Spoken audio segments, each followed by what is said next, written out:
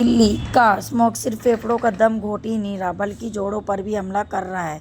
प्रदूषण संकट जोड़ों तक फैल रहा है। दिल्ली एनसीआर में रूमेटॉइड आर्थराइटिस के बढ़ते मामले के पीछे प्रदूषण एक बड़ा कारण इंडियन रूमेटोलॉजी एसोसिएशन IARP के एक चुकाने वाला नया स्वास्थ्य संकट उभर रहा है। प्रदूषण दुनिया भर में सबसे दुर्बल करने वाली ऑटोइम्यून बीमारियों में से एक रूमेटॉइड आर्थराइटिस IA को चुपचाप बढ़ावा दे रहा है। द्वारका के यशोभूमि में 9 से 12 अक्टूबर तक आयोजित इंडियन रूमेटोलॉजी एसोसिएशन आइक्रॉन 2025 के 40वें वार्षिक सम्मेलन में प्रमुख रूमेटोलॉजिस्ट ने चौंकाने वाला सबूत पेश किए कि जहरीली हवा और PM 2.5 प्रदूषण दिल्ली NCR में रूमेटॉइड आर्थराइटिस IA के मामले में वृद्धि को बढ़ावा दे रहे हैं। रूमेटॉइड आर्थराइटिस IA एक क्रोनिक ऑटोइम्यून बीमारी जिसमें इम्यून सिस्टम शरीर के अपने हिस्सों विशेष रूप से जोड़ों पर हमला करती है, जिससे लगातार दर्द, सूजन, अकड़न और विकलांगता होता है। पारंपरिक रूप से जेनेटिक्स और इम्यून सिस्टम का सही काम न करने से जुड़ा रूमेटॉइड आर्थराइटिस अब वायु प्रदूषण जैसे कारकों से भी जुड़ता जा रहा है। दुनिया के शीर्ष 10 सबसे प्रदूषण शहरों में से एक दिल्ली चिंता को केंद्र बनकर उभर रहा है।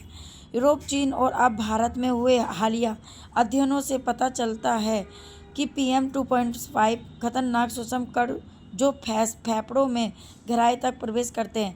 आइए आगे सुनते हैं उन्होंने क्या कहा। आपने बात की और कहा कि ये पोल्यूशन से भी इसका इफेक्ट होता है, कितना प्रभावित होता है। देखिए, परसेंटेज में बताना कि पॉल्यूशन इतना कंट्रीब्यूट कर रहा है वो तो बड़ा मुश्किल है, नहीं बताया जा सकता। लेकिन पॉल्यूशन एक रिस्क फैक्टर होता है गठिया को करने का या फिर गठिया के लक्षणों को बढ़ाने का इंटरमिटेंटली। ये बात साइंटिफिकली प्रूव हो चुकी है। लेकिन पॉल्यूशन के साथ साथ बहुत सारे और भी फैक्टर हैं जो काम करते हैं गठिया होने में।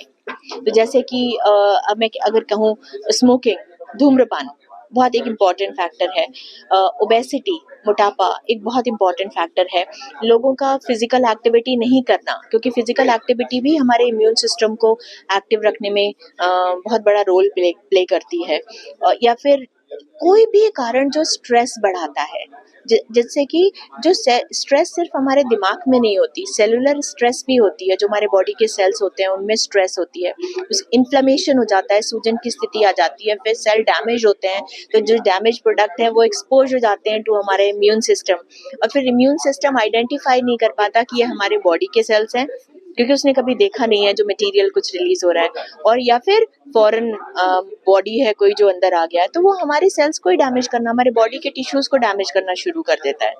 तो ऐसे ही ऑटो इम्यून की स्थिति पैदा हो जाती है शरीर में। अगर देखा जाए, जैसा आपने कहा कि महिलाओं में इस तरह के लक्षण ज्यादा पाए जाते हैं, तो महिलाओं को अपने आप को सेफ रखने के लिए किन किन चीजों का ध्यान रखना चाहिए? देखिए, महिला और पुरुष जो रिस्क फैक्टर्स है सेम है, लेकिन जो ऑटो इम्यून गठिया है उसको होने की संभावना महिलाओं में ज्यादा होती है, और ज्यादा इसलिए होती है क्योंकि जो इम्यूनिटी के जीन्स होते हैं वो X क्रोमोसोम पे होते हैं, और महिलाओं में एक तो डबल X क्रोमोसोम होता है, और दूसरा जो उनके हार्मोन्स होते हैं, रिप्रोडक्टिव हार्मोन्स, ईस्ट्रोजन, प्रोजेस्टेरोन, वो भी इम्यूनिटी को मेंटेन करने में एक रोल प्ले करते हैं। तो कोई भी चीज अगर बहुत स्ट्रांग होगी और उसमें थोड़ी एबरेशन आ जाए, कुछ खराबी आ जाए, तो वो अपने शरीर को भी ज्यादा डैमेज करेगी। तो ये दो कारण होते हैं कि महिलाओं में ऑटो इम्यून डिजीजेस ज्यादा देखने को मिलते हैं।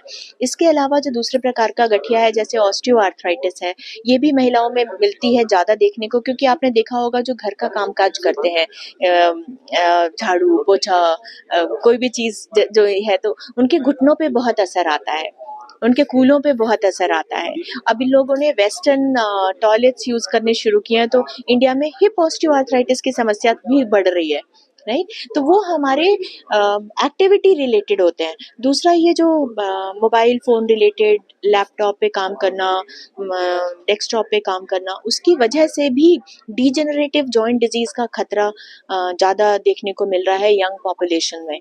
जो पहले कहते थे उम्र वाला गठिया जो ऑस्टियोआर्थराइटिस वो 40 साल के बाद होगा, वो आज 20-25 साल के लोगों में भी दिख जाता है कि नेक में दर्द हो रहा है, हाथ की उंगलियों में दर्द हो रहा है, गर्दन में दर्द हो रहा है, या फिर कमर में नीचे दर्द हो रहा है। तो इस तरह की समस्याएं आजकल यंग लोगों में भी देखने को मिल रही हैं, not rheumatoid arthritis but degenerative joint हमारे एक्टिविटी रिलेटेड होते हैं। दूसरा ये जो मोबाइल फ़ोन रिलेटेड लैपटॉप पे काम करना, डेस्कटॉप पे काम करना, उसकी वजह से भी डिजेनरेटिव जॉइंट डिजीज़ का खतरा ज़्यादा देखने को मिल रहा है यंग पॉपुलेशन में। जो पहले कहते थे उम्र वाला गठिया जो ऑस्टियोआर्थराइटिस वो 40 साल के बाद होगा, वो आज 20-25 साल के लोगों में भी दिख जाता है कि नेक में दर्द हो रहा है, हाथ की उंगलियों में दर्द हो रहा है, गर्दन में दर्द हो रहा है या फिर कमर में नीचे दर्द हो रहा है। तो इस तरह की समस्याएं आजकल यंग लोगों में भी देखने को मिल रही हैं, not rheumatoid arthritis but degenerative joint disease related changes. ये आईफोन 2025 भारत में होने जा रहा है, इसमें देखते हैं कितने देशों के डॉक्टर्स इसमें पार्टिसिपेट करेंगे। इस कॉन्फ्रेंस के अंदर 15-20 देशों से लोग आए हैं, नेबरिंग कंट्रीज से भी, विदेश से भी, ऑस्ट्रेलिया से भी, अमेरिका से भी, इंग्लैंड से भी, नेपाल से भी और अफ्रीकन कंट्रीज जैसे टंजानिया से भी लोग आए हैं। अगर बात की जाए जैसे गठिया बाई की बात कर थर्ड डेट की, अभी जैसे आपने ही कहा कॉन्फ्रेंस में बताया गया कि पोल्यूशन से भी इसको इफेक्टेड होता है, तो ये कितनी प्रकार के गठिया होता है, तो क्या क्या ट्रीटमेंट हो सकते हैं? जी, गठिया के कई वैरायटीज होती हैं। कम्युनिटी के अंदर जनरल पब्लिक में सबसे कॉमन गठिया को ऑस्टियोआर्थराइटिस कहते हैं। घुटने में ग्रीजिंग, ऑयलिंग कम हो जाती है, आलती पालती लगाना, जीना चढ़ना उतरना, उकड़ू बैठना दिक्कत होती है। अगर आप ऑटो इम्यून गठिया की बात करते हैं, उसमें रूमेटॉइड आर्थराइटिस नाम का गठिया सबसे कॉमन होता है, जिसमें महिलाओं में ज़्यादा होता है। आटा गूंदना, कपड़ा निचोड़ना, रोज़मर्रा की ज़िंदगी में काम करना, इन फर्क पड़ता है। यंग बॉयज़ में पीठ का गठिया होता है, जिसे कि एंकिलोजिंग स्पॉन्डिलाइटिस कहा जाता है। और जो लोग खान पान में शराब का सेवन ज़्यादा करते हैं, जंक फूड कोलास ज़्यादा इस्तेमाल करते हैं, ओवरवेट होते हैं, उसमें यूरिक एसिड की समस्या, गाउट ज़्यादा होता है। अगर बात की जाए कहते हैं जागरूकता ही उस बात पर ध्यान दिया जाता है, तो किन किन चीज़ों का ध्यान रखा जाए जिससे इस बीमारी से बचा जा सके? Stay active, exercise regularly, walk करें, वज़न को कंट्रोल में रखें और मिक्स डाइट लें, जो हमारी सदियों पुरानी पद्धति है। हरी सब्जी का इस्तेमाल करें, बैलेंस्ड मिक्स डाइट लें, तो इसके साथ फिजिकल फिटनेस लेवल बढ़ता है और हर बीमारी जिसमें कि गठिया शामिल है, उसकी रोकथाम की जा सकती है।